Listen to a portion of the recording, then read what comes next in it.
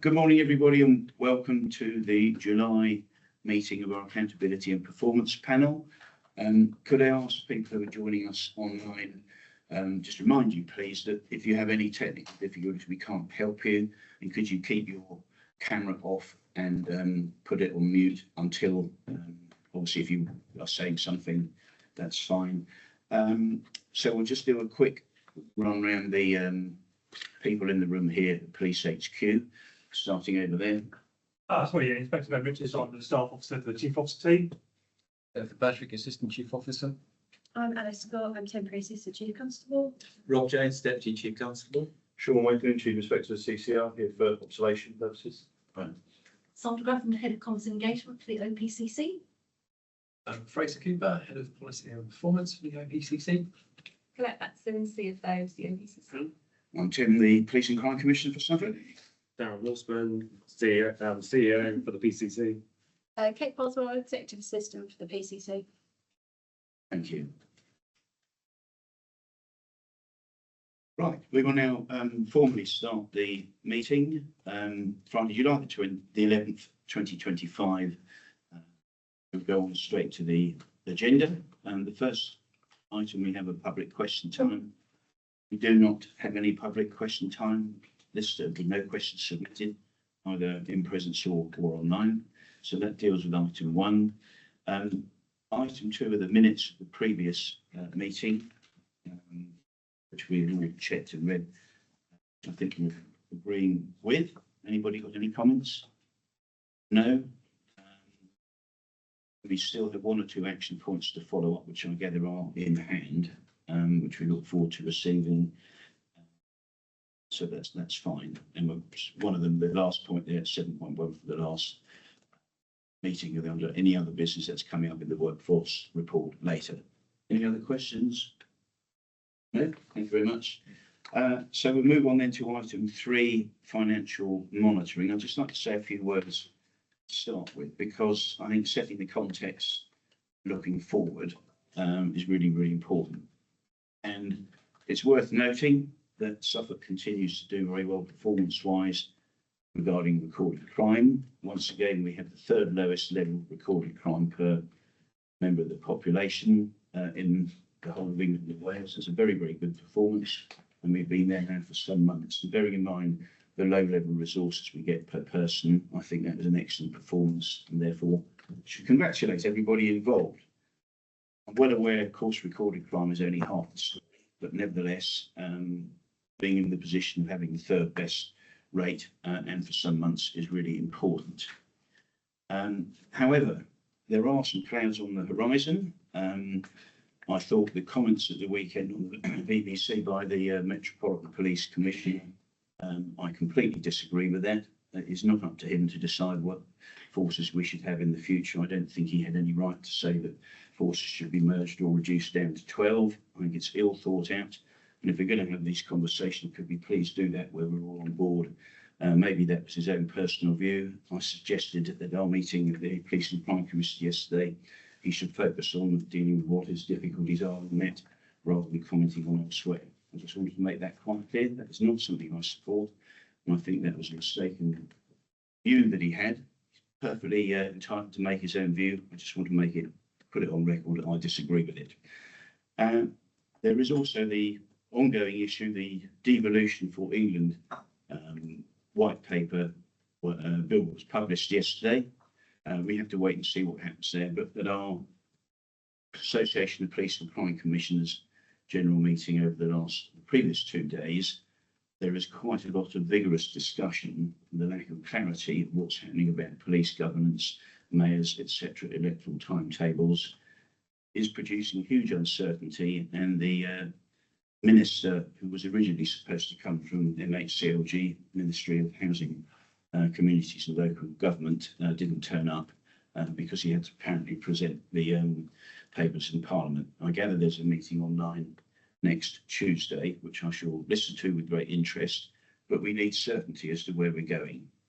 And I think the continuing delay, obfuscation is very, very unhelpful. And I think all police and crime commissioners, irrespective of politics, we need clarity. What are we doing, where are we going, and how. One other comment I do want to make is regarding the comprehensive spending review. I suppose it's fair to say, and this is only the budget for the Home Office as a whole, we don't know what will happen to individual forces. The Minister was pressed, the Police Minister yesterday, was pressed to give some clarity of what we're likely to get. I gather it's against the rules to say precisely what set we get. I think we all know that. But we do need to make the point that policing, with all the extra demands that are likely to be placed on it over the next 4 years, does need a fair settlement. There is clearly no inclination to deal with the funding formula, and it's, in my view, discriminatory approach towards what we received in Suffolk from the Home Office, which is unacceptable. The last government did nothing about it. The current government is choosing to do nothing about it as well, which I think is a missed opportunity, because we do need to make sure Suffolk gets its fair share of national resources, which at the moment, in my view, and many others, it does not. And just moving forward, I think it's important to recognise potential difficulties for policing, particularly here in Suffolk with our funding settlement and resources available. If we are going to continue releasing offenders early from prison, and we're going to do more or have more community sanctions, I do fear that's going to put an extra burden on policing. And of course, if you put extra burden on policing, you do need resources to do it. So I think the challenges going ahead are very, very difficult. Never mind the national situation financially. I think things are going to be extremely challenging over the next few years. But I do want to finish and remind everybody on that positive note how well the force has performed over the last year, and really emphasise we are very fortunate to live in one of the safest counties in the country, and that's not being complacent. There is always more to do, but we do start from a good place compared with other forces, so that's very, very commendable. So that's just my introduction. So we'll now move on fully to the financial report, and I think we're going to ask Kenneth and Colette just give a brief overview, and then we'll have questions. Thank you very much indeed, Chair.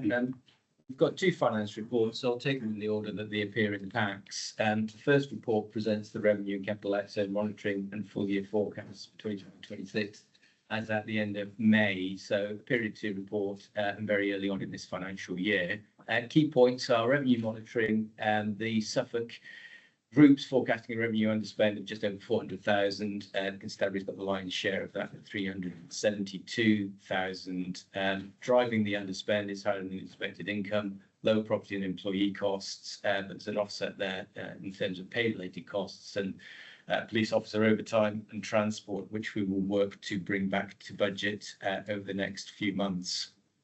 In terms of capital, for 25-26, we just forecast to budget, which is just under £6.2 million. That includes 5.6 million slippage from 24-25 and 4.6 million in new capital purchases. So it's a very early forecast.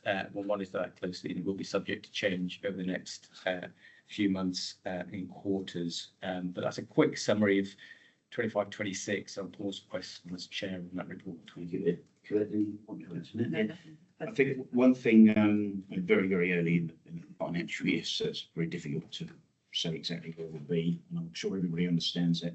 I think going forward, perhaps what we could do next time when we look at savings at 4.1, I think a resume, a brief one of how they're progressing with a little more detail would be quite useful. And I think it'll be useful for our friends of the panel, some of whom are joining us for the first time. So great. Apologetic, I should have said welcome to that, because that helps monitor the progress, and obviously it's in the public interest. So that's something we can look at going forward. I just wondered, Kenneth, looking forward, very difficult to know where we will be regarding interest rates. We do get some pretty reasonable income, not helped with the news. I think I heard on the radio this morning that GDP will be shrank by 0.1% in May. What methodology do you use for interest rates on income? Is it Bank of England forecast or? Yeah, that's kind of the authoritative rate, and we'll kind of extend that out as far as we can. Okay, and the other question I've got, I don't think we've had an announcement about pay awards yet, have we? yet. No. Could you just paint the picture of what we budgeted for and what we might be expecting and the implications that might have for us, please? The government, you'll recall, made an announcement to public sector organisations to budget for 2.8% as a minimum, as a floor. And we kind of looked at that and looked at previous awards that have been significantly higher than that. So as a standard, we budgeted for 3.5%. We think that the pay award will be somewhere between 2.8 and 3.8, because 3.8 is what's being awarded to other similar organisations, probation organisations like that. So we're kind of sort of relatively in the centre there. So we don't know what it's going to be set at, but I think it's due out in the next week or so. And we're not sure whether there will be any funding provided for forces above 2.8. So we'll wait and see. But we're in a good position. We can pivot one way or the other. Last year, the pay award wasn't funded in full. It wasn't funded in full, but we were okay because again we put a little bit more in as part of the budget assumptions. So we were okay on that. Just remind people who are listening that I think about 80% of our costs are employment costs for people-based organisations. So a 1.5% variation in what's awarded can have implications, but we are in a position to be able to cope with that. You're absolutely right. It does, and then there's always the incremental drift because people get an incremental increase on the anniversary of them joining the constabulary, and then we've got the other costs that flow from that in terms of pensions, national insurance, and so on and so forth. So it's kind of a bit of a tip on an iceberg, but we won't get pay award increases for the likes of overtime and all that sort of stuff, and it doesn't kind of factor into the Treasury's calculations. Thank you. Any other questions on that one? So should we just move on to part 2 of that? With any notes? Yeah. Please. No, thank you very much indeed. Yeah, the second report, that's the revenue and capital outlay for 24-25, a little bit out of date, but I think we just missed being able to present this in full at the last APP. From the revenue side, it's a total surplus there of £3.66 million. Again, the majority being on the constabulary side, 3.48 million. Underspend being driven by reduced pay and property costs. There's some unspent contingencies there and higher than expected income from fees, investment returns and reimbursement of costs. And that links back to your question, Chair, around interest rates. Other points to note on the revenue side, the ring-fenced police uplift programme grant was fully claimed due to us meeting the headcount target. So we were above the maintenance headcount at the end of the financial year, and the savings requirement of 1.33 million was also achieved. On the capital side, an underspend of just under £2 million, linked largely to estates of just under £1 million, a little bit there on vehicles and equipment, just under £250,000, and then joint schemes just under £750,000. That we carry forward into 25-26, and we'll reprofile that.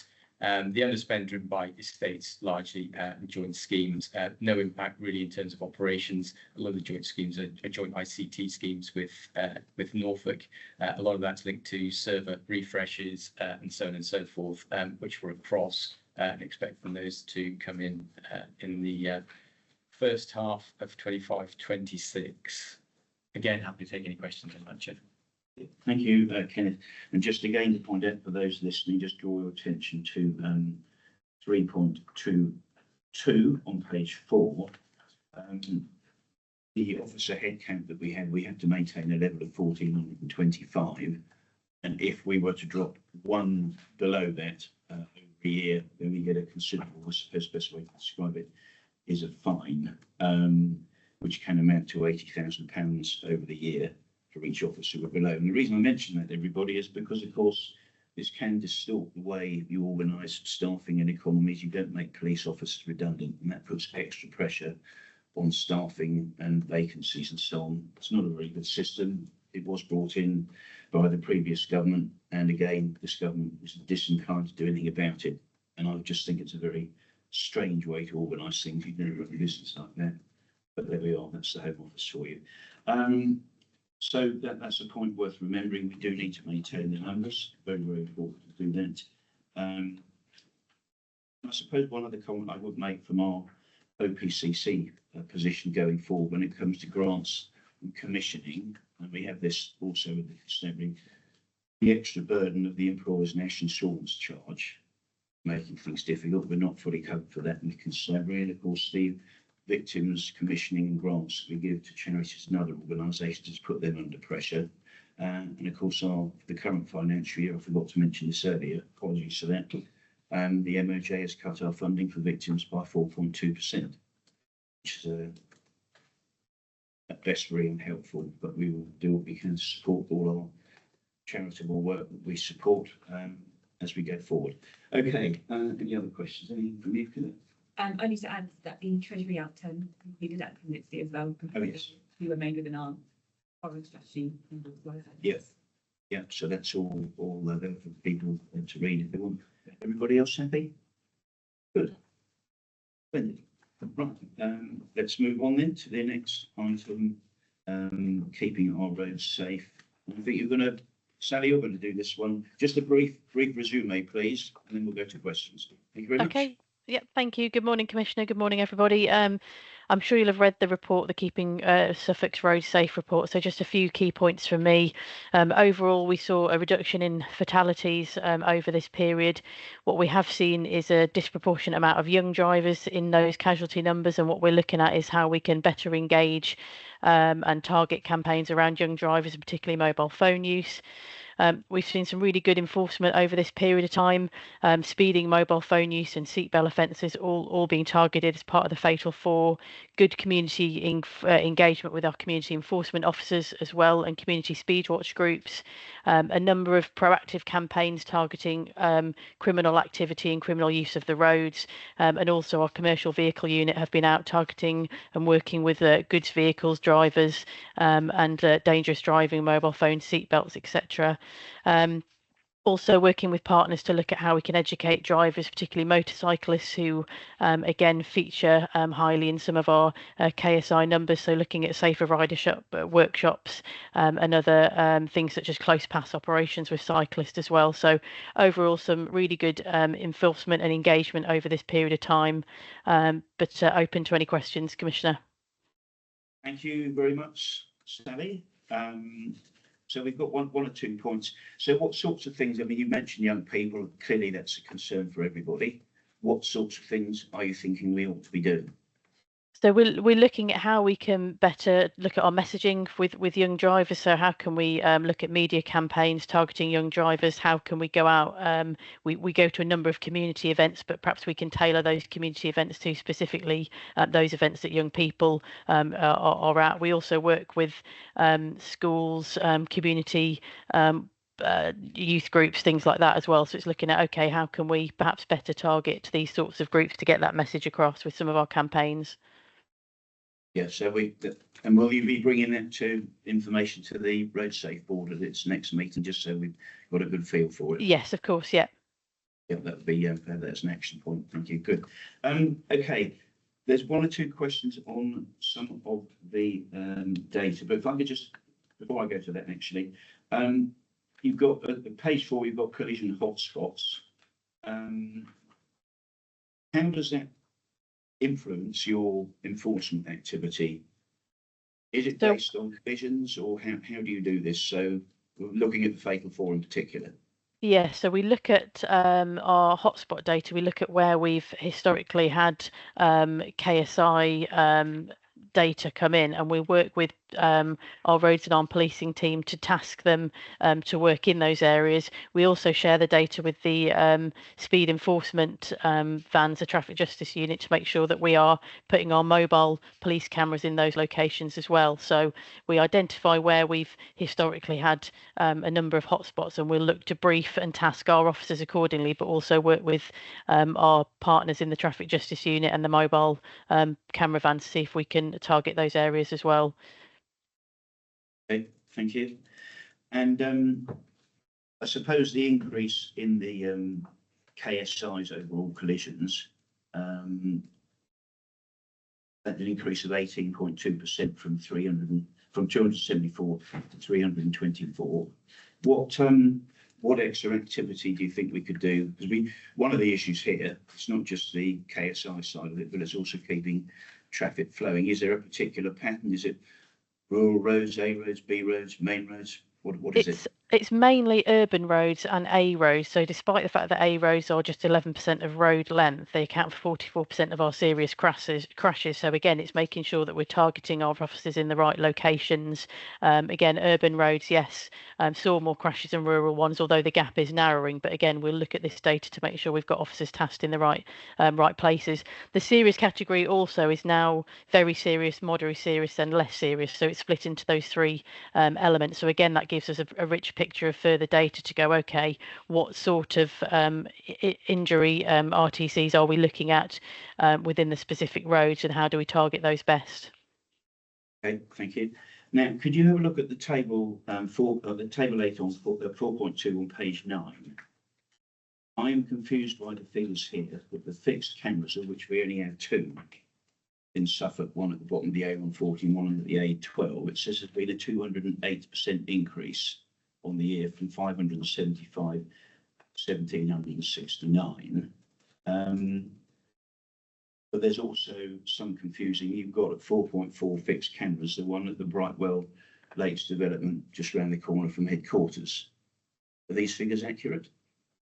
They should be, Commissioner, but if you're happy, I can take that away off table and bring it back. But the cameras at Brightwell Lakes are not fixed cameras, they're average cameras, aren't they? Yes. So why are they putting in fixed cameras, I wonder? Yeah, apologies, Commissioner. I'm not sure. What I'll do is, if you're happy, I'll take that away and just get to the bottom of that and come back with some clarity.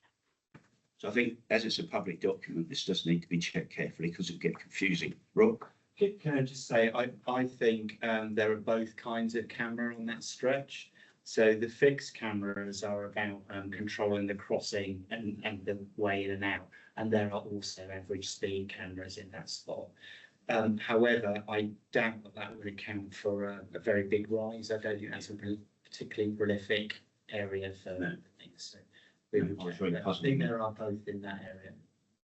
Can I ask a question on that? On those, I understand that sometimes it's about traffic control, isn't it? Yeah. About making, and there's the traffic coming out Brightwell Lakes obviously will trigger the lights to go red. But there would be enforcement around that, wouldn't there? Isn't that just about controlling the traffic? Would that increase the enforcement?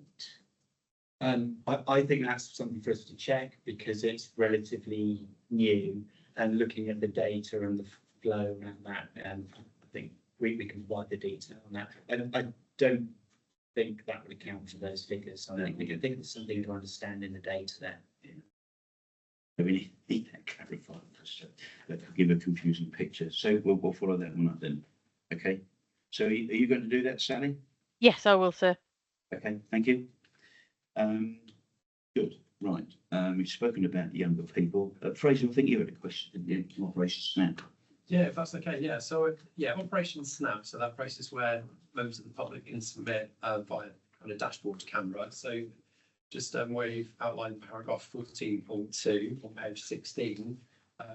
Obviously, the submissions has really increased. I think by 126%. So the 2024 figures here, placing kind of demand on kind of workload and resource there. But those resulting in no further action, I think my maths is correct, is about 46% of the total submissions in 2024 that didn't result in, it just resulted in no further action. So I was just interested in kind of what the guidance was for that in terms of submission, or whether there's a kind of a way of kind of managing that efficiently. I think it's written in the report that the discussions are ongoing. So I was just interested in that because there's such a huge increase, but a lot still kind of no further action from it. Yeah, sorry, could you just rephrase the question for me?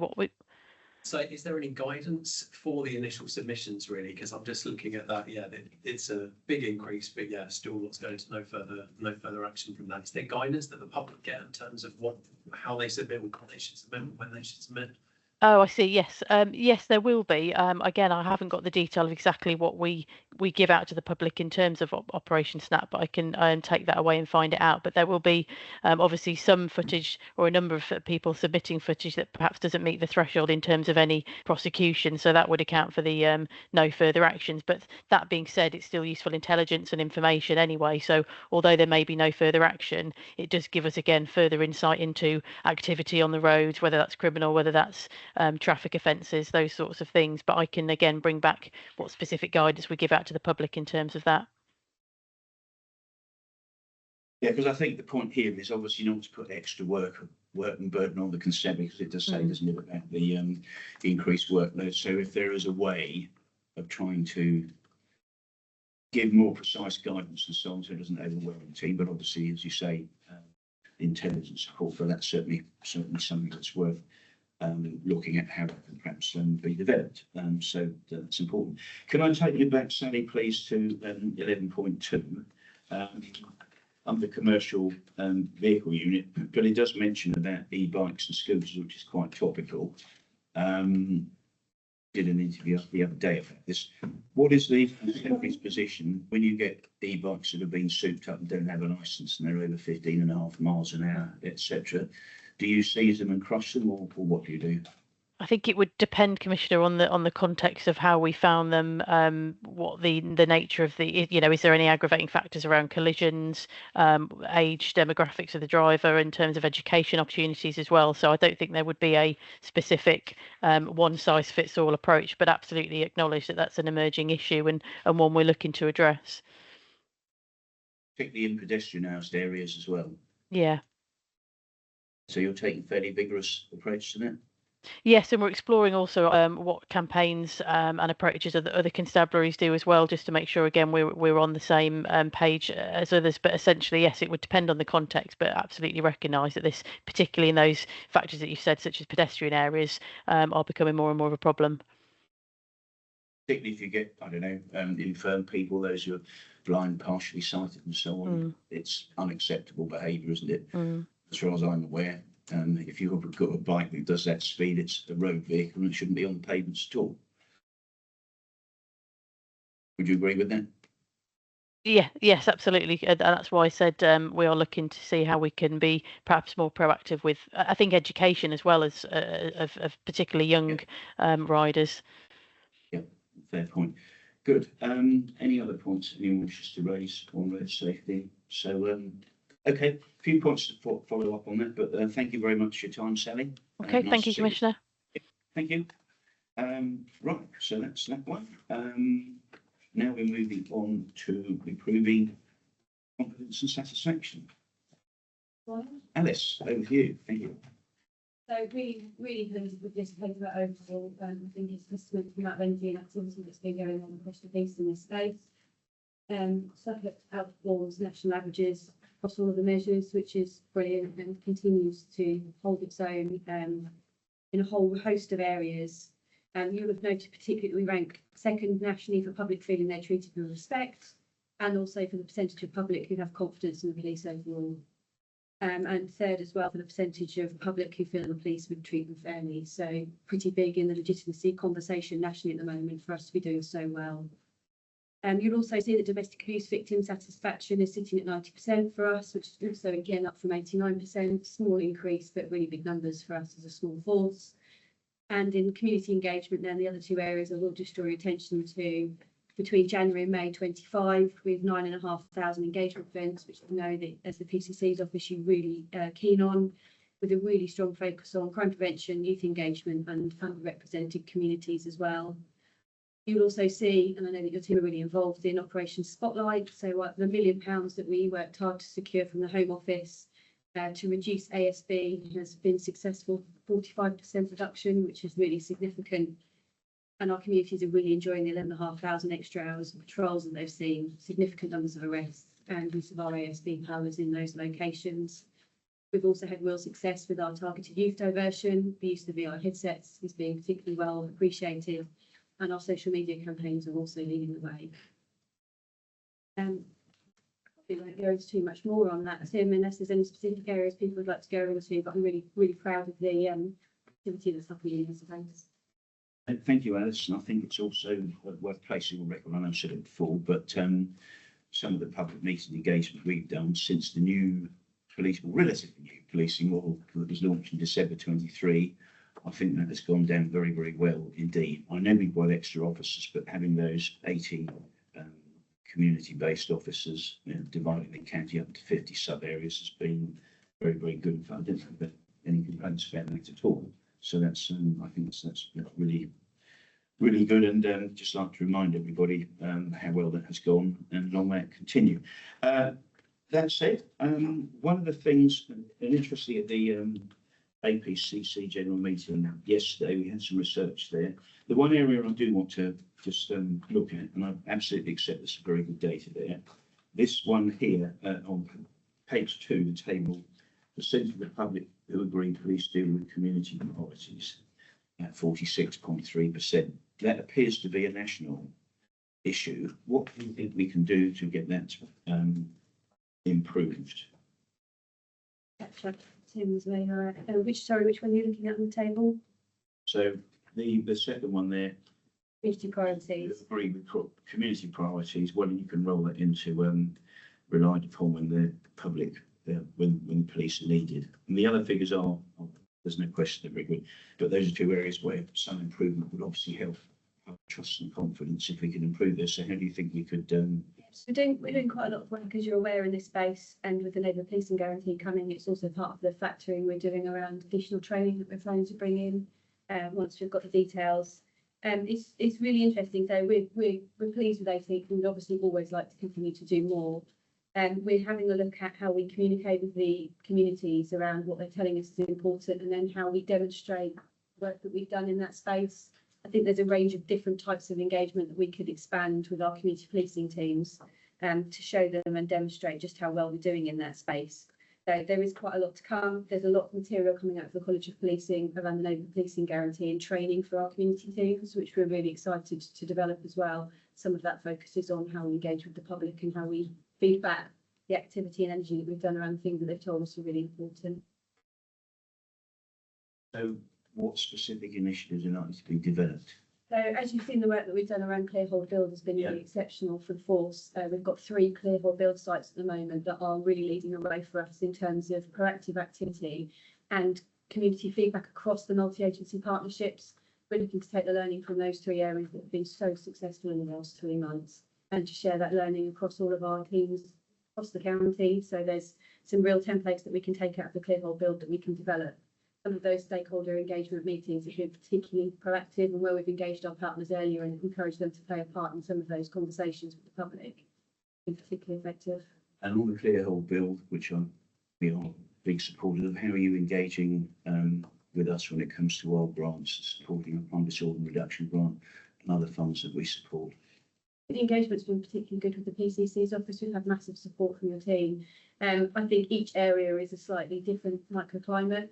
So where we're identifying things with our lead inspectors, the conversation then under the clear hold build board for the force looks at how we share best practice, but also how we as a collective at strategic level support those inspectors to develop new initiatives for the PCC's office. I feel like communication is excellent. There's always new opportunities to expand and do different things. Yeah, and I'm saying that for the benefit of those online who perhaps don't know about this, but there are 3 areas. So there's one in Ipswich, Newmarket and Felixstowe. Felixstowe, I think it's the more advanced, most advanced, I should say. Get my English right.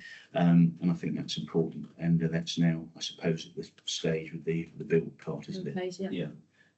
So people like Level 2 and others that are involved that we've supported for some years, it is very important, and hopefully that will be successful.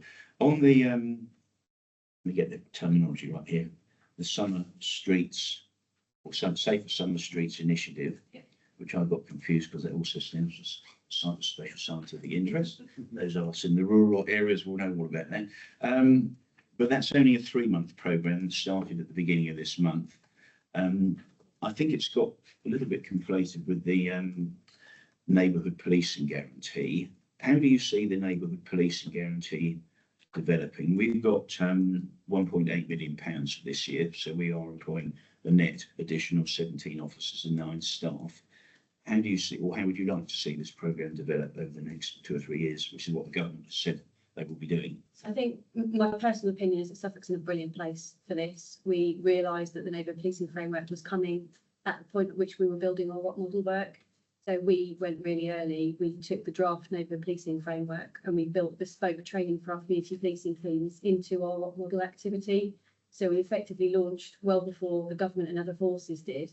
What that's meant is that our investment in community policing teams in Suffolk has been ahead of the piece in terms of a number of other forces, and we've reaped the benefit of that. What we then managed to do is with every iteration of new piece of material, training, investment, we've been in a position to capitalise on that.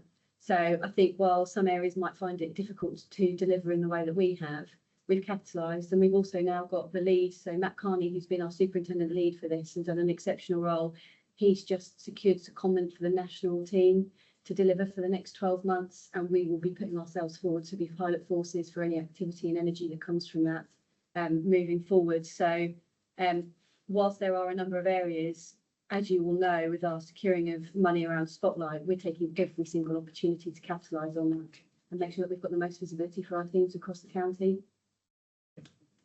Rob? Commissioner, can I just add to that, and thinking about the fact that the percentage of the public in Suffolk who agree please deal with community priorities is not as strong as the overall confidence. And it builds on what Alice has said about how we're planning for the future. Although we invested really strongly in dedicated staff in the operating model, due to our overall low numbers, it's really thinly spread. So if you're thinking about in a community area about how much the police are dealing with the things that really matter to you, and in lots of parts of Suffolk at the moment, it's not as strong as it would want to be. When we put in those extra people from the neighbourhood policing guarantee, I think that will really dial it up, because we'll be able to strengthen the really local presence of policing. So I'd be really optimistic that will really strengthen when we go forward. On that, Rob, I don't know if this is the right place to raise it, but I will do that at the moment now. Under the previous government's uplift programme, we actually got a net additional 202 officers, I think that's right. Do we have and I know it takes 3 years to train them and so on, what exactly will they all be doing? I think we've been asking for an explanation at a high level, not for every single officer, what they will do, where they'll be going. Because when you hear, for example, we were up in Lowestoft and some other place the other day, we were getting 2 or 3 officers. I think the public would really welcome an update on what sorts of things are happening without going into specifics. So I think by the other side of the summer, we'll have done all the planning of where exactly those people will be, and we'll have named officers into the places, so that will be very visible, and we will monitor really closely exactly what they're spending their time doing. So things like the number of engagements that we show and the kind of demand. I think there's a broader point that although we're investing really clearly in that, and that will be the most visible part for the public, we also need to keep emphasising about the kind of the choices in the control room and the improvement there. So for example, the measure around percentage of the public who agree the police can be relied upon when needed, I think that's lower than it should be, because people are still remembering our reputation in 101 as it was 18 months ago. So I think one of the things we will do around what the public see about the choices and about what their policing is doing for them is kind of sharing in a very simple way what the demand is, how we're working for them, what we're delivering. I think a very large part, especially with our police staff, who you mentioned earlier, is it's harder to describe what the state's teams, analysts, and all the intelligence and support which goes into keeping people safe, how that contributes to the overall organisation.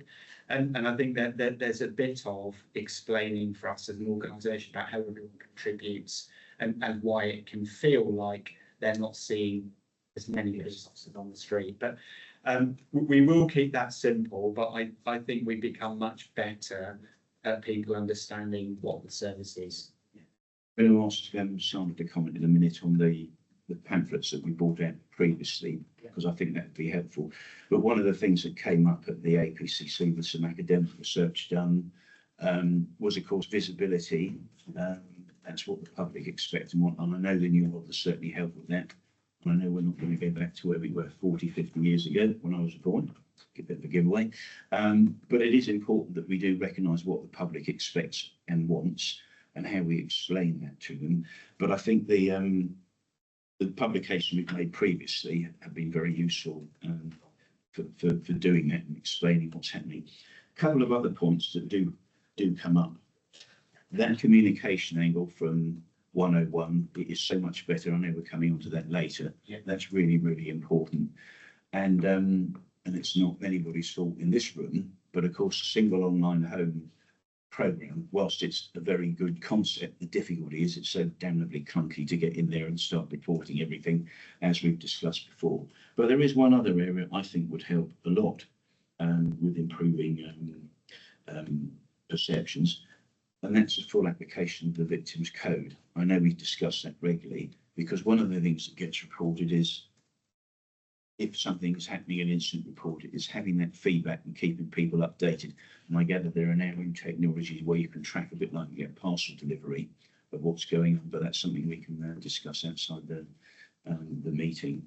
But Sandra, do you want to just comment very quickly for those listening, because there's new members online, you might not really understand what those brochures were that we had, as I call them, the grey book, but I don't see quite the way. We call them a grey book because they're grey. Other than that, they're actually monitoring documents that have shown where the increased number of officers will be positioned, and it has gone down really well with the public, because they understand that there's extra officers, but not everyone is going to necessarily see them. So I think there is some confidence in being able to see the breakdown of the officers. We did it through the uplift when there were 53, 52 and 72 officers each year, and it was important that people see where they're going, and we're hoping now to do the same with the neighbourhood policing guarantee. I know the numbers are much, there are fewer officers in that, but I think it is important that people see that they have got named officers. It has made a huge difference, and certainly, as Tim said, in our public engagement over the last 18 months or so, it has been really positive to see that people are saying we're seeing officers out in the streets and we recognise the same faces over and over, which is what it was what it was aimed to do. And I think it's absolutely done what it's said on the tin. Yeah. Okay. And I've got one of the questions that's revolving around 4.14 on page 10 about professional standards. Just wondering if you could just explain a little more about the benefits as you get the engagement officers and what you're hoping to achieve from this and how it will help. Yes, I'll take this one if that's all right, Commissioner. I think you can see in the confidence that the Suffolk public have in policing that we are a force with high standards, and people expect polite, well-behaved, as well as competent officers in Suffolk, and that is what they usually have. But as with the rest of UK policing, we have to be very clear that there are consequences when people's behaviour deliberately falls short of that, because it undermines trust for all of us. And the demand in our professional standards team, led by a detective superintendent, has increased in Norfolk and Suffolk in the last 2 years, just as it has elsewhere. We want to stop that demand going in by educating and kind of learning with people about what we expect of them. And this bit of behaviour and this sort of commitment is about having somebody within professional standards who takes all the learning to see where things have gone wrong, and is able to go out and kind of educate, often through sergeants and inspectors, to say these are the things as part of your leadership that you need to be looking at and preventing. At the moment, That hasn't been as active as we wanted it to be because we've been dealing kind of with the demand as it comes in, but we will share more about what those themes are, what we're doing about it. Any other points? All happy? Good. Thank you very much indeed. Thank you, Dennis. Now we'll move on to the next one. To assistance. Are you in the hot seat again? Three in a row, I think. So, as you're aware, Suffolk Constabulary significantly improved the emergency response and call handling performance. £1.4 million of investment has supported the transformation, including Right Care, Right Person, the digital desk, and the domestic abuse video response project. Performance improvements have led to the constabulary being removed from the HMIC FRS cause for concern list, which is great progress for us. Just some key highlights from the document then. 111,732 emergency calls have been received. That's a 14% decrease on the previous year. So I think we're tracking below previous demands. The average answer time has reduced from 9.1 seconds in 23-24 to 5.75 seconds, which is a significant reduction and exactly where we would be wanting to head for the public of Suffolk. We know that digital alternatives, so live chat, single online home, is likely contributing to the reduced demand that we're seeing. And we know that there are preferences for digital contact from members of the public, and that's the same across the country. Single online home obviously was launched in November 23, which replaced the constabulary website. Since then, it supports crime reporting, FOI licensing, and many more inquiries that the public are able to contact us on. And consistent usage of this is definitely contributing to the reduction in the 101 demand. In terms of our call grading and response time, so our urban grade A, the target is 15 minutes, and we're hitting on average 8 minutes 52 seconds, which is really good. And the rural grade A is 14.9 with a target of 20 minutes. So again, that's where we would want to be. And we know that the rural areas are the ones that we struggle most with the geographical reach of the county. So that's positive. Our grade 1, so which is within an hour, an average of 38 minutes 29 seconds, which is 14 minutes faster than the previous year. And on our B2s, which is within 24 hours, we're averaging 8 hours 4 minutes. So again, 2 hours 44 minutes faster than the previous year. So some really significant improvements across the piece of the types of call and our ability to respond. Right Care, Right Person, then you'll see that there is reduced inappropriate police response to mental health calls, which should sit with partner agencies. And we're seeing estimated 545 officer hours saved per month on average, which is a really significant opportunity for us to reinvest that time in other areas. And we're also seeing really significant support to control room staff in that space, and they feel supported.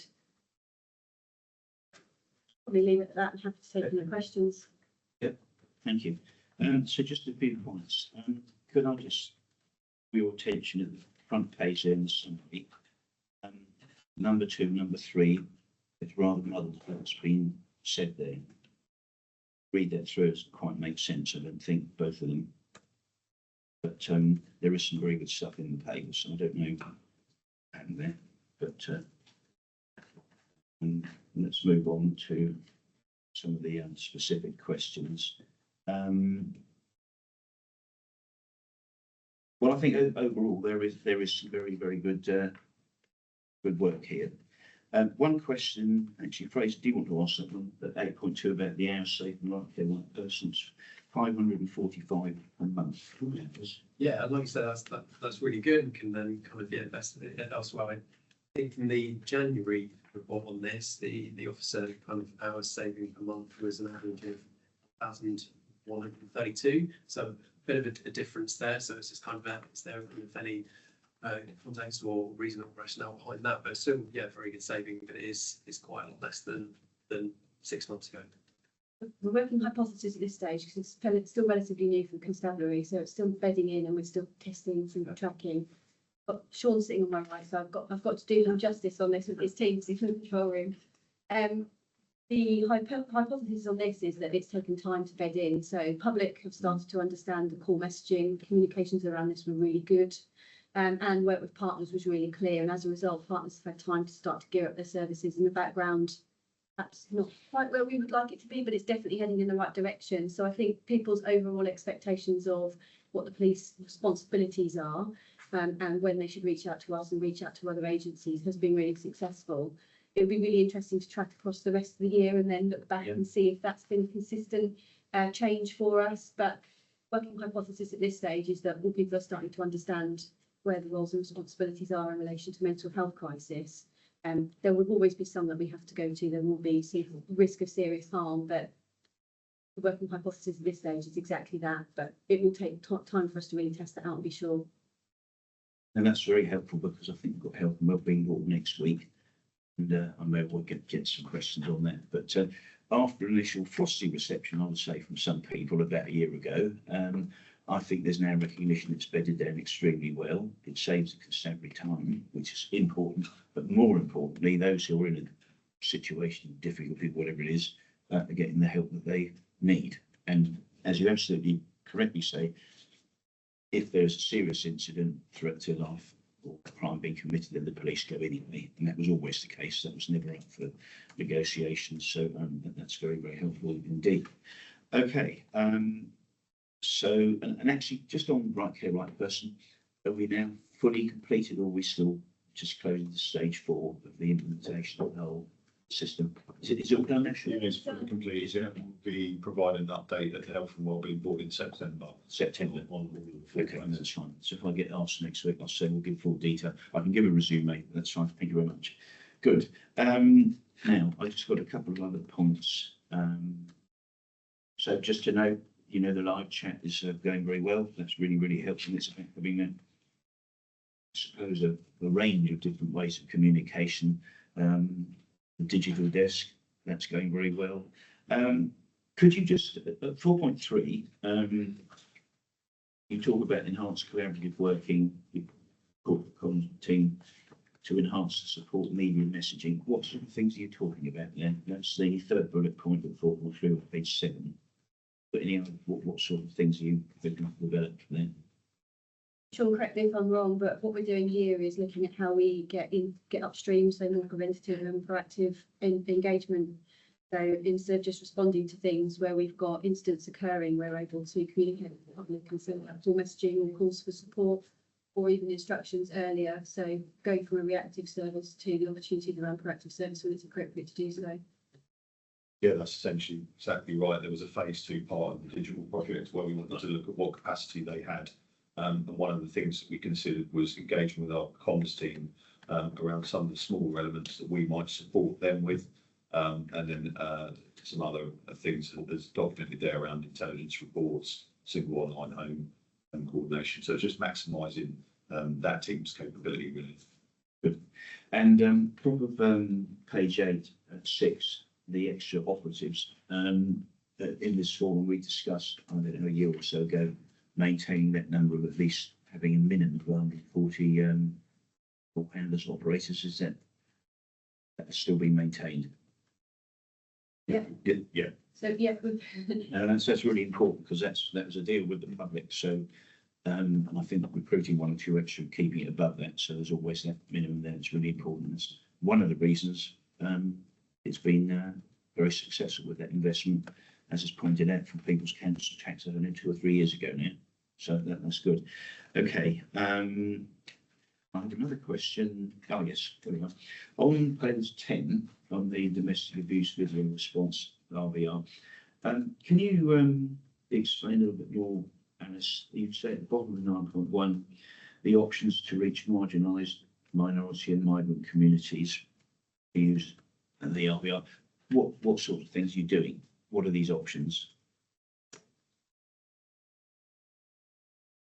Yes, it does.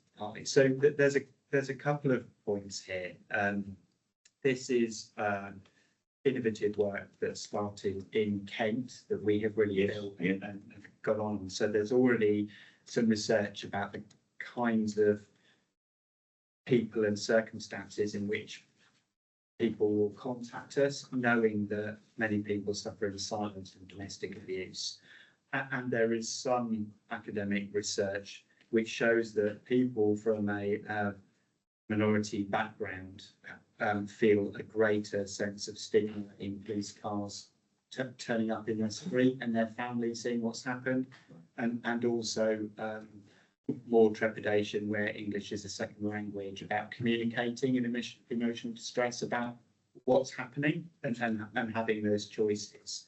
So our hypothesis is that when giving the choice of a video response with a police officer or member of police staff on there, that people in those backgrounds will have greater confidence in it and then will come back to us and be able to act on it. The second point in this is that our domestic abuse video response team is among our most diverse and representative teams in terms of their background. Yeah. It's led by Jason Thomas, who is our Suffolk Ethnic Police Association chair and a very experienced police officer, and we have people on the team from retired police officers to people who've worked with minoritized communities who have had the training but then are able to respond with people coming in, and Angelina Guamina and the other scrutiny panel team members have been looking at and we'll share the evaluation from that to say, as we go forward with video response, because I'm pretty sure we'll expand the range, what are the opportunities for all our communities who may not otherwise have trusted to contact us as much to show that we're there for them as well. So it's early stages for the evaluation, but there's a lot of potential in that we're going to reach a lot more people. Because we maybe have got the introduction of some of the groups that we support, some of the victims group, like Phoebe, for example, various organisations involved with refugees and so on. Obviously, ISCRI is another one that we all know very well. But again, getting them, they can act, I suppose, quite strong. The agents raising awareness, is that all the agenda? Absolutely. So if we can have an update on that sometime, because when I go around to see them, that'd be useful to just, I can put my shoulder behind the wheel as well. So it is such an important issue. And going back to the previous paper, the confidence rating for domestic abuse and violence at 90% is very, very good indeed. So, very creditable, and that's exactly what we want. Okay, anybody else got any other questions? All done? Okay, right, thank you very much. So then, now the next one we've got, please. Fanwell's joined online, sorry. Is he? Yeah, he said. Oh, Fanwell, would you like to put your camera on? Nice to sit, well, and probably your microphone. I think that might help. Oh.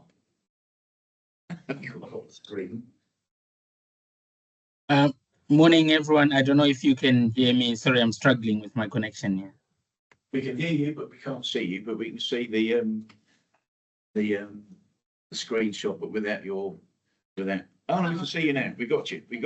So, welcome. Nice to see you all. For those who don't know, Fanwell, well, I suppose you effectively run the head man at ISCRI that we've worked with for many, many years, and you've kindly helped to provide some of the information for the police powers. There's your resume at the back of the report. So I just wondered if you'd like a few brief comments to start with before we go to the constabulary. So over to you, if that's all right. Thank you very much, and thank you for this opportunity to come and talk about the work that we do. I think maybe the starting point for me would be to say that I just want to commend your team in terms of the support that we're getting, but also the constabulary. I would say over the years that we've been working with the police, maybe our relationship is at the strongest, and in terms of some of the trust and confidence in the way that we are working. We've seen improvements in the information that we get, particularly when we look at things like use of force. There's been improvements in the quality of the data that we receive. There's been some issues around how officers perceive public scrutiny. And so over the last few months, we've been working quite closely with Superintendent John Chapman and also Inspector Liz Casey to deliver sessions. We've actually delivered sort of sessions to hundreds of officers around the importance of public scrutiny. I think these were quite eye-opening in the sense that we could tell that there is a bit of trepidation on the part of some officers as to why we do what we do. And some officers are worried about, how this might impact their jobs and things like that. So assurance from everyone's part is really critical to assure the officers that it's important that, members of the public get to see and scrutinize what they do in order to build the confidence that I talked about. In terms of the specific work that we're doing, Chair, I would want to say that, whilst we still have got a few issues around seeing, the evidence of why police, say, for example, use of force and things like that, we are also seeing improvement in the way that, officers are writing their forms and are also, forming their reasons as to why they do things. Having said that, though, I do have a number of areas of concern on behalf of members of the public that I would like to sort of quickly bring to this meeting. So if you look at the latest reports that have been produced by the police, you will see that over, I think the last, I would probably say since 2001, we had seen consistent drop in the disproportionality, particularly for people from Black backgrounds. But at the latest report, we've seen an increase from 4.1 to 4.9. So if you are Black in Suffolk, you are now 4.9 times more likely to be stopped and searched. And if we then sort of look at disproportionality where handcuffs are used, it jumps to 5.8 times more likely to. So the question from members of the public is, why after consistent drops, we are now seeing an increase in the disproportionality for people who are Black in Suffolk. And then finally, I also wanted to talk about young people. So you might remember, some of you attended this. We had our previous session at Old Valley where, we had over 150 students attending. And part of the reason why we did that is we are seeing, again, sort of young people being, heavily involved in, the use of force, use of police powers and things like stop and search. And particularly some of the concerns around young Black people. So your latest statistics show that if you are Black and under 18, you are 6.3 times more likely to be stopped and searched than your white counterparts. So again, we were trying to understand why, we are having these skewed numbers and what can be done or what is being done to address that.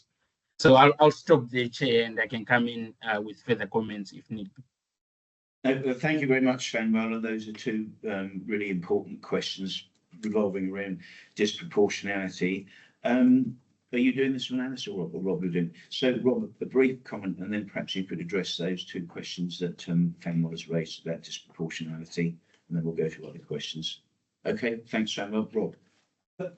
Thank you, Commissioner. Thank you, Fanwell. And I think we've got Superintendent John Chapman with us today, who does a lot of the work, who may have comment too. Oh. So the first thing I'm going to say is the setup in Suffolk around the use of police powers and the community and public scrutiny is one of the best in the UK, and that has been recognised by the National Police Race Action Plan, where we've shared that good practice around the country. And I would say that happened before John and Fanwell worked together on things like the training and the sharing of things. So we're in an exceptional overall position. But this also means that we have high quality data to be able to ask the relevant questions like Fanwell has just raised about, look, what's happening with disproportionality. I've got some thoughts on insight about what's happening that I'll come to very shortly. But one of the things I think we should say is rather than trying to make excuses for and explain disproportionality, which can be tempting in policing and hence the things like, oh, they're not really Suffolk residents, you know, and those things are factors. I think we should just acknowledge that we know that many black people, especially young men, feel over-policed and underprotected by us. So that disproportionality it warrants really careful examination and thinking about what we can do about it. My observation on it is that it is very focused on stop and searches for offensive weapons. So we know that the big part is drugs, and that there's very high quality debate about the kinds of drugs we look for, the harm and why we do, and what happens to young people when it's found. But the disproportionality is about looking for weapons, and there's a couple of reasons that it could be young black men who are getting more of those searches. One is that the overwhelming reason why young men choose to carry weapons, and we think it's wrong, but it's true. What they say is that they are carrying it in quotes for their protection.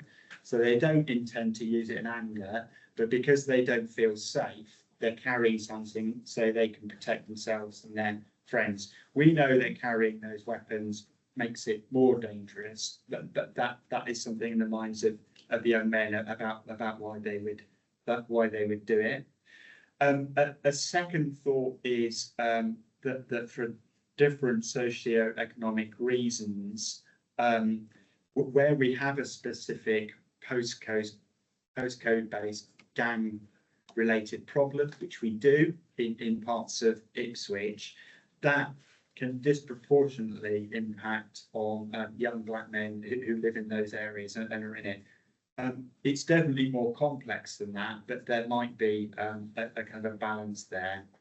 And then a third factor in it is about foreign nationals and criminality. Of course, foreign nationals coming over are more disproportionately black, and we do have quite large numbers of young black men coming over for asylum and good reasons, who we look to integrate and look after in Ipswich, but it creates that factor. But I also think I need to finally acknowledge that the mindset of police officers and their training may be also causing disproportionate impact in how they perceive a threat of young men and groups of young people, and about a likelihood of them carrying weapons. So there may be some unconscious bias, and hence the value of the training. And I didn't want to just make lots of excuses for the police. I did want to acknowledge that for many different reasons, that there actually could be a bias reason, and hence the need for the training and sharing on that. But John may have some thoughts on it, and I think because it's quite a new thing, we will definitely be putting a lot of attention into understanding it a bit more. Okay, John, do you want to give a couple of brief comments? Yeah, no, absolutely. Deb, thank you. And Commissioner, I think the Deb has obviously covered that off. I think on the main points I would have actually gone through some of those overarching considerations. I think the key here is that in understanding disparity is actually really difficult when we track that and what that means in the journey we're taking young individuals or individuals on the streets when we look at when we're using our powers, whether that be stop, search or use of force.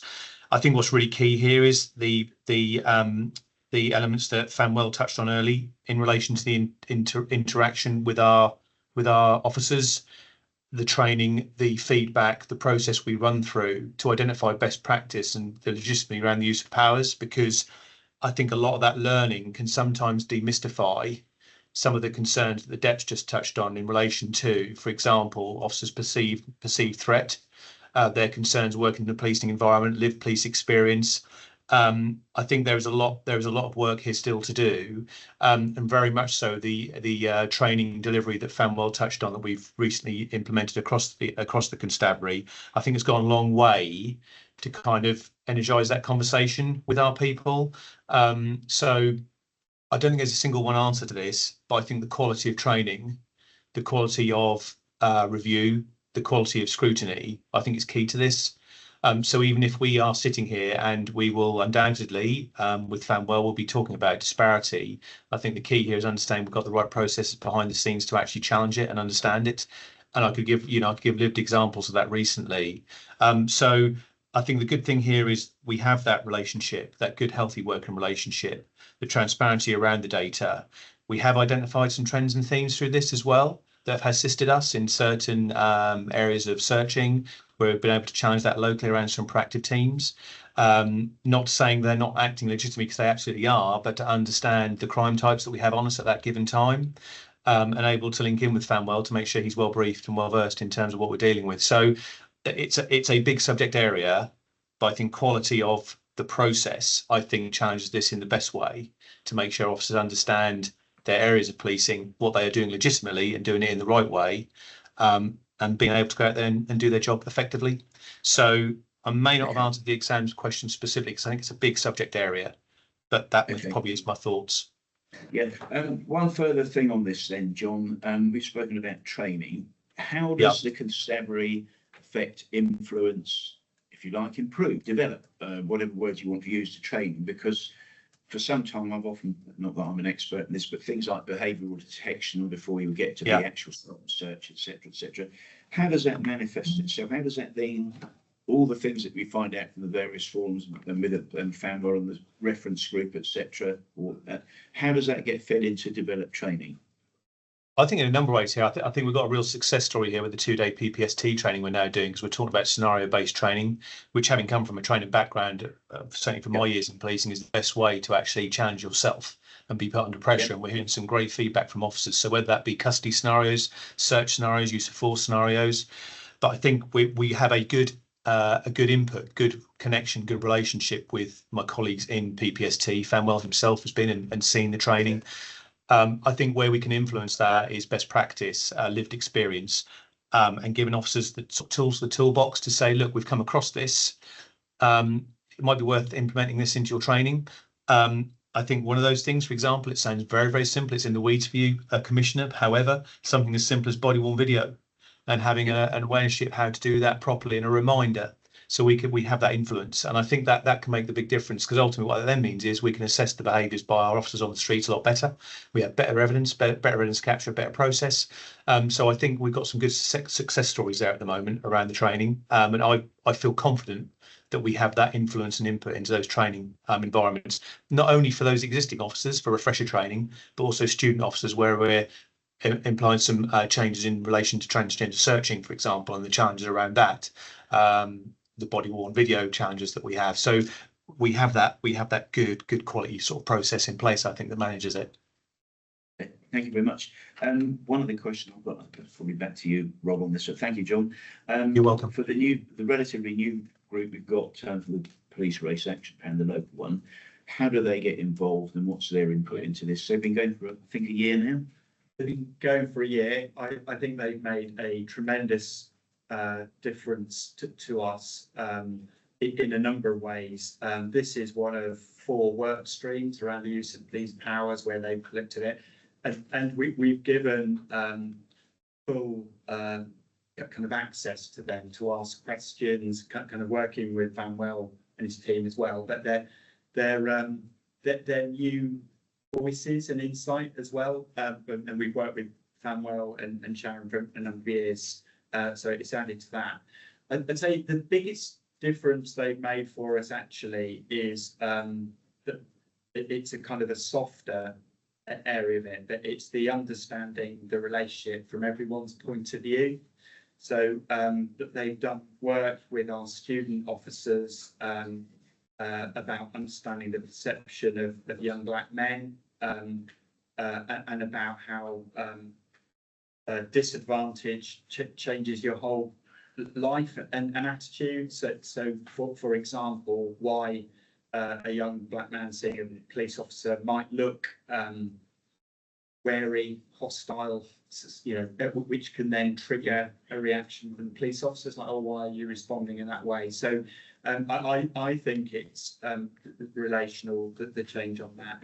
But they have also commissioned work with us about understanding disproportionality better, and then saying, you know, what other questions we should be asking. So rather than a kind of a traditional police-led one where the likes of myself and John would have gone, I think these are the things we should be doing, that they are guiding from a community perspective what we should be looking at so we get fresh insight. I should say as well, on them that we've had visits from the National Police Race Action team, and again they said we were trailblazing in Suffolk for the nation, and Angelina was invited to London to share what we're doing in Suffolk so others can learn from it. That's no mean feat for a small force like ourselves, and it builds on the work that Fanwell's done. Yeah, and I think one final comment I would make, and a lot of these issues, this is specifically about policing, but I think you mentioned earlier, and Fanwell, and we've spoken about this many times, the team and yourselves, the socio-economic, no, it was you mentioned it, Rob, but I think there is also, that's really, really important, that socio-economic, the link, I've always said, with high levels of deprivation, lower education attainment for our youngsters and so on. But some of the grants and commissioning that we do, I hope it's going to really bear fruit. We've done that with various groups, and I know we've got 1 or 2 other applications coming in. There was one done with Francine Jones, I think about encouraging entrepreneurship, setting up businesses, and there's another one coming in soon, an application. All of these will help. It's not an overall solution, but I do think that's where getting the economy sorted out is really, really crucial. That will help. I don't know if there's any final comment you want to make on that, Fanwell, but those other initiatives, the softer ones, I hope in time will, well, be very beneficial. Absolutely, Chair. Thank you very much. So on that, in terms of the socio-economic issues, one of the things that we're going to be communicating to you soon is that we are creating a community space at our offices at Eastcree, which we're calling the Beyond Boundaries Community Hub. And it's a space that young people particularly, but also community members and their families can come and talk about some of these issues. In fact, we are planning to have our September scrutiny group meeting in that hub and invite members of the public to be part of that. And we're talking about wider issues in addition to the issues that we're discussing here. And I think there is interlinks within that. A final comment, Chair, if I could just say, we welcome the commitment from the police to look at the issues that I talked about around disproportionality. I suppose thank you, Rob, for your comments on that. A lot of the things that you said are things that I have no doubt would be the reason for the spike in disproportionality. However, these are also things that have always existed.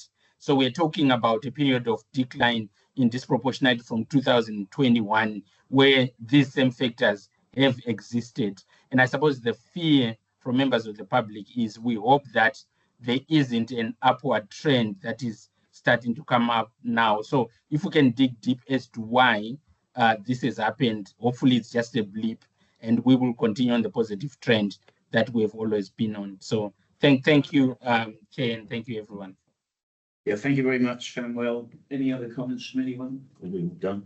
Okay, thank you very much. We'll take a 10-minute break now. So for those online, please keep it on mute and your cameras off, and we'll reconvene at 11 o'clock for the rest of the meeting. Thank you very much. Thank you, John, for your input as well. Cheers. Right, welcome back, everybody. So we'll resume the meeting. So we'll now move on then, please, to item number 8, the last part from AOB of the public agenda. So the workforce report. Commissioner, thank you. Incredibly important part of our work, and you've mentioned earlier about how much of our budget and our effort goes into attracting, retaining very talented people in Suffolk, and we have done a really great job, I think, in that, and we've got tremendous people with us. Before I go over to questions, I thought I should just say that there's a trend based on the recruitment we've had that our workforce has got younger, and it's also got more diverse, particularly around gender, which is really good.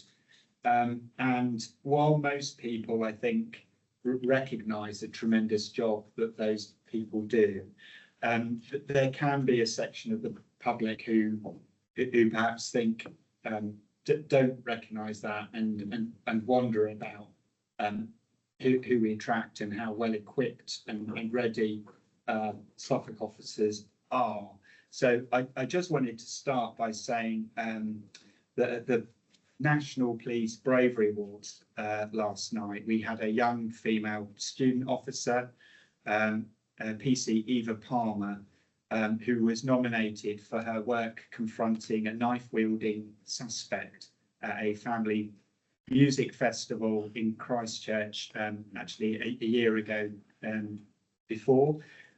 When she was dealing with that, she was 18 years old and had 11 months service. She'd been independently patrolling for 2 months, and she chased the suspect with a large knife and detained him herself.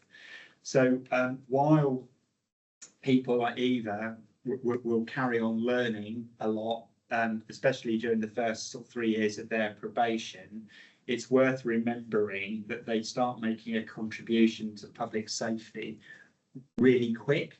And it's people like PC Palmer who are among the people going through and kind of the people behind the statistics in the numbers. So we're tremendously lucky in Suffolk to have such good people.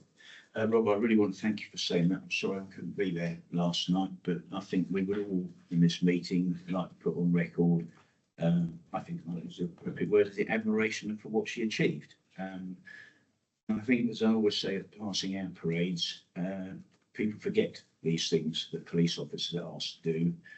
And we should be very, very grateful for that attitude, because, as I always say, you've heard me say it many times, as a civilian, we tend to walk away from those things, but the people who run towards it and sort it out are people like yourselves and warranted officers to protect the public. Heaven only knows what might have happened had that not been a successful chase and apprehension, detention, whichever way, or detainment, whatever you call it. So now I think that's brilliant, and particularly for one so young. So please pass that on from all of us. Excellent. Lovely. Okay, right, let's go on to the rest of the report then, Rob. Any particular comments before we go to questions, please? I think it's a really positive report. Two areas for us to keep an eye on, I think.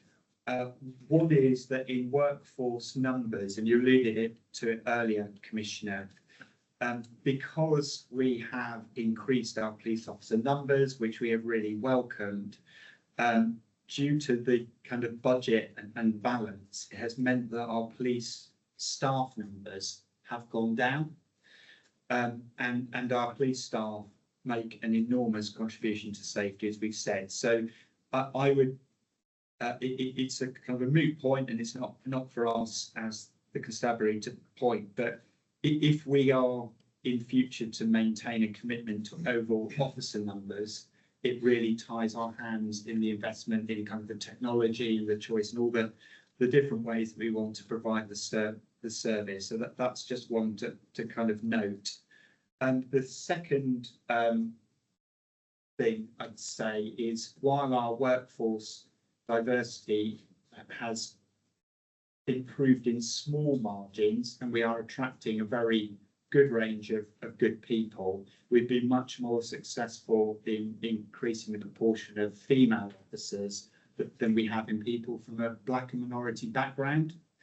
I'm going to cautiously say, and it's for a future report, that we are finding from our new recruitment campaign that we are attracting a completely different level of number of applications in the pipeline from people from a black and minority background. So it's over 10% of our initial applications now. That's 3 times higher than before, because we've been more imaginative about thinking about the ways of appealing and so on. So that remains to be seen to be translating in a sustained way into a more diverse workforce. But given it's hardly shifted in 5 years, if we're honest, I wanted to recognise the work of the recruitment team and actually the scrutiny panel have helped us with that to attract different kinds of people into our workforce. That is very good news. And when do you think we will see, as you said, will it translate so from one bad word to actual people who are recruited? Presumably that's an ongoing process, and I don't know quite what the difficulties, barriers are, but I'm sure engagement, trust and confidence, it's never going to be one silver bullet that sorts the whole issue out, but it is of course a fundamental part of our police and crime plan. It is. I'd say our data and visibility on everything from initial application through to people who actually start and the intakes with us is excellent. So within 6 months, and with those intakes coming in, and I should say the numbers as well are healthy, I'm really confident in us maintaining our numbers, including transferees. We do attract skilled trained officers from other parts of the country to come and live and work with us as well. But by the next time we report in 6 months, I'd be really disappointed if we haven't seen that translate into people who are training with us and serving with us. Well, let's hope that your optimism is well founded, and I think we would all entirely agree with that. So no, that's very welcome news. At last, we seem to be turned the corner, so to speak. So that's good. I've got a couple of questions, if I may. We've spoken about this before, but if you look at the changing workforce and attrition, stay interviews, how are we using that information? What are the trends coming out? What are the main reasons, and how can we address them? What are they? Because I'd be really interested to know why people are leaving after a few years or whatever it happens to be. It's different reasons for police staff and police officers. Sure. So for police officers, it is very often about needing greater flexibility in their lives at that stage, caring responsibilities, things like that, and people have options which are more flexible for them. And of course, for operational police officers, while we do provide flexible working opportunities and things, the fundamental is we need people in times and places to be able to serve the public. So sometimes we're able to intervene in those stages and go, right, can we do some flexibility for now? And then, because circumstances often change within a year for individuals, and to keep them.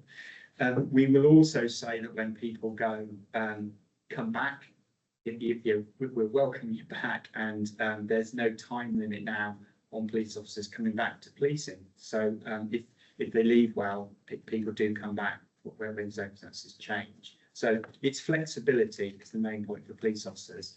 For police staff, it is more that the opportunities and the pay in different sectors are higher than we can offer in policing. So once again, we do find some people miss policing and our strong mission more than they thought, and will come back.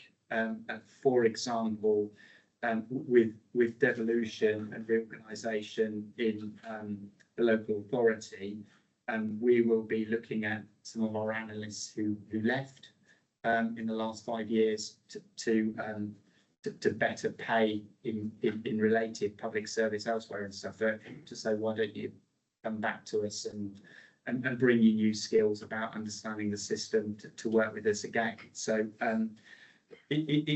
the talent flow is sort of in and out rather than kind of holding onto people or just forgetting. And the interview process has meant we're getting good insight. On a very few occasions, it will be where someone has fallen out with the organisation. So they've had a clash with a manager or something like that. When that happens, we can now intervene and say, rather than they just go, that we're able to look at addressing that and giving them a fresh start somewhere else. But it's a really good way of not needlessly losing very talented people. Yeah. I think that's an interesting area of focus, because if you, maybe we need to develop some new methodology for retaining staff, be they on a shared basis with even other organisations. You talked about analysts and so on. Maybe there are different ways to do this and so on as we go forward, because one of the problems we're going to have, I can see this happening already. The government, or the Home Office, is disingenuous, like it has been for the last, ever since I've been in this game for 12.5 years or so. Well, you'll get extra money for policing provided you stick the council tax up yet again. I know it's a small part of the budget, but they're preconditioned, they have the funding, and you don't have the flexibility accordingly. And we've mentioned before that rather ridiculous system. You have to keep police officers, otherwise you get clobbered financially. So you end up with a perverse incentive that you end up with police officers who are de-civilianising some posts through necessity, which is a ridiculous way to run it, but that's where we are. But I think there's an opportunity perhaps to look at different ways of how we arrange some staffing so we can retain more of them. I don't have any specific ideas, but we've got to find different ways of doing it. Otherwise, we're going to keep on this very, very difficult curve, and it's going to impact on the front line. One of the areas that it isn't particularly in the report, but I think is a real achievement on behalf of ICT, is a few years ago, in order to try to be competitive around people who are experts in technology, we weren't paying quite a lot of kind of short-term contracts and using agency a lot. Steve Kearney, as head of ICT, has gone through that and got people onto much more long-term contracts with us. Yeah. It's more affordable. They've loved working with us, and we call it target operating model.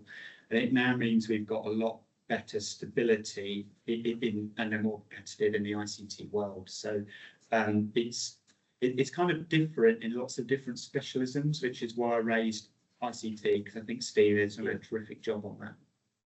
I think that's another area perhaps to look at. I've never been a big fan of just giving a 1 or 2 year contract, because actually you haven't got stability. What would you do then? And it's one of the reasons when we look at some of the funding we give for charitable sector, we've done 3 year contracts, and sometimes the option to extend it for 2, so they've got certainty. So I've never been a fan of that, because I don't think it's fair. I don't think it's, but I'm not sure we really need to do that. That's just a personal view.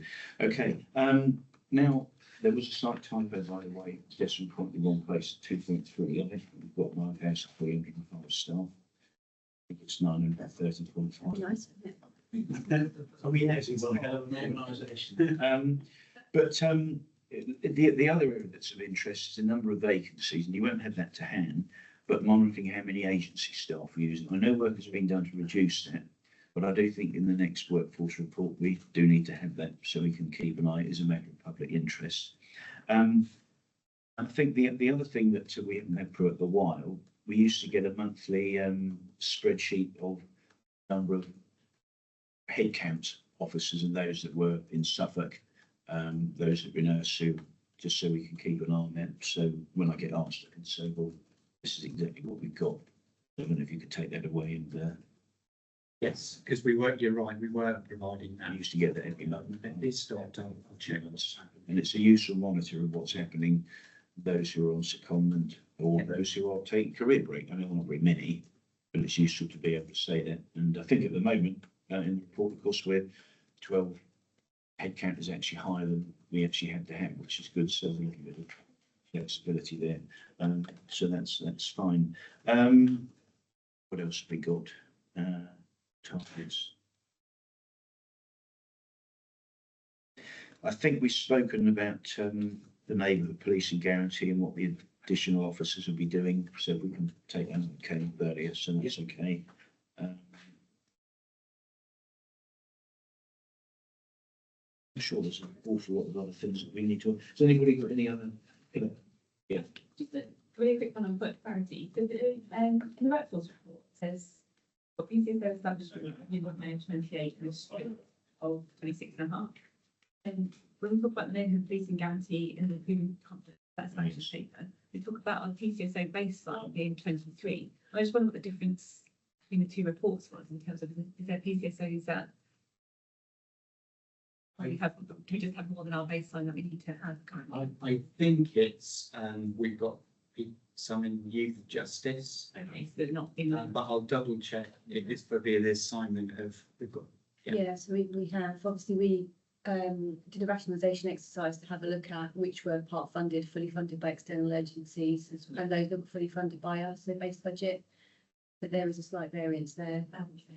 So something I should add on PCSOs, because we've got amazing skills in our PCSOs, as we said, and we aren't in the position we really want to be compared to where we've been. So we will be recruiting to vacancies in PCSOs. So yes, it's about to go out. So it can look like it's diminishing if people do move on, which they do sometimes within the organisation, but we want to keep that number. I see that, because my views are well known that I think they are a variable part of the resource flexibility, and therefore they need to stay. And we must do them. I did have one other question. Oh, here we are. Yes, 6.4.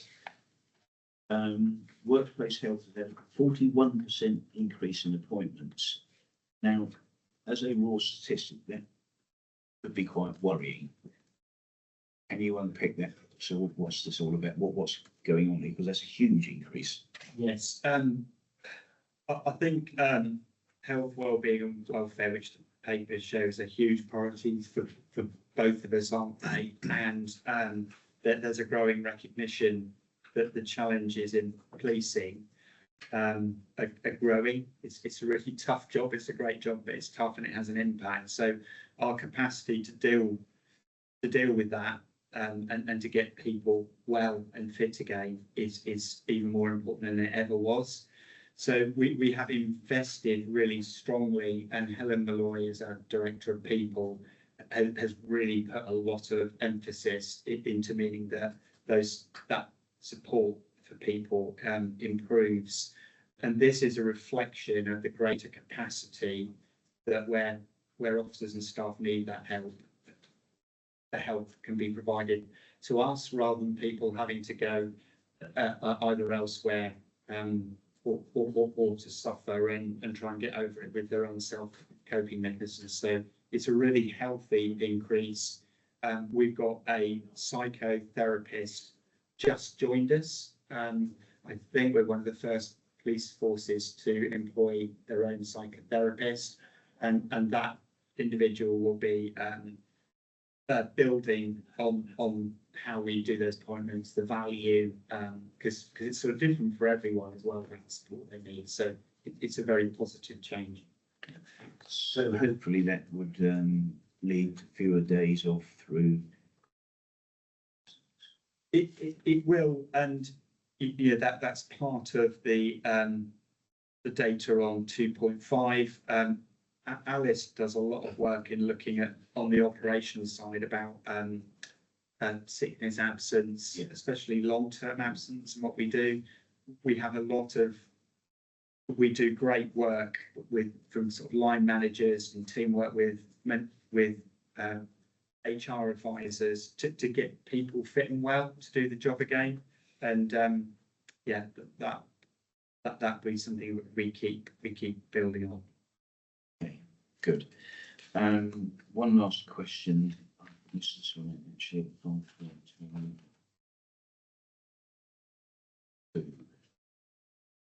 Yes, on the 5.2, the number of PDRs that have been completed. What have we learned from that system? This That's 5.7. sorry, 5.7. Sorry, my fault. Yeah. Yeah. So It's 5.7. we renewed our we had a contract about 5 years ago for PDRs to make them electric, on paper base, which is quite right. But we did take quite a budget approach to the package we bought, and if we're being honest in reflection, that was perhaps a false economy in terms of if you have a good PDR system, it really drives the quality of the conversations about what people should be doing and their sort of feelings of being appreciated for the work they're doing. That's been tweaked so that it's much better and it's a much better basis. I've been doing a lot of PDRs recently myself with the team, and it's much more intuitive. We've got pretty good engagement rates on PDRs, so most people have one kind of open. We emphasise actually more about the value of very regular conversations with line managers and their staff, to sort of say how it's going, find opportunities to do even better, and so on.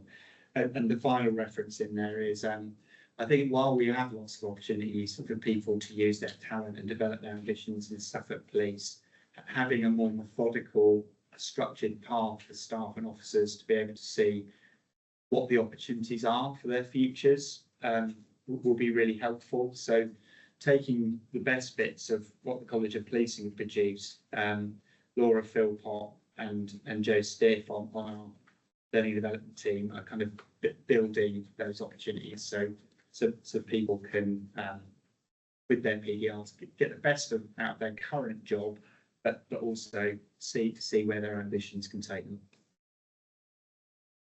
Any other points?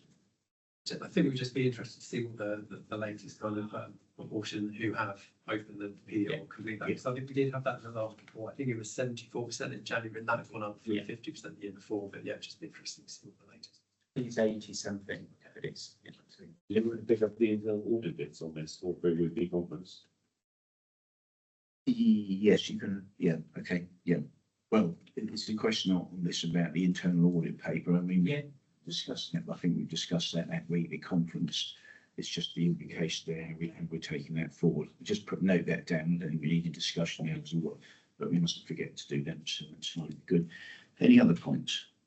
No. Now, any other business? And I'm going to say this because the only item I have this, of course, is Rob Jones' last accountability performance panel. Rob has been with us for 5 years, or would have been with us for 5 years in a couple of months. So just a place on record, thank you very much, Rob, for all you've done and the interesting discussions we've had. And that's all part of the accountability process. But no, do want to thank you very much and wish you all the very best for the future. And I'm sure everybody at this meeting will do the same, because we won't have another opportunity like this, because the next APP will be after you retired. So thank you very much indeed. Thank you, Commissioner. Pleasure. Okay, ladies and gentlemen, that ends the formal part of the public part of the meeting. So those online will now ask you to leave us, and thank you very much for your attendance.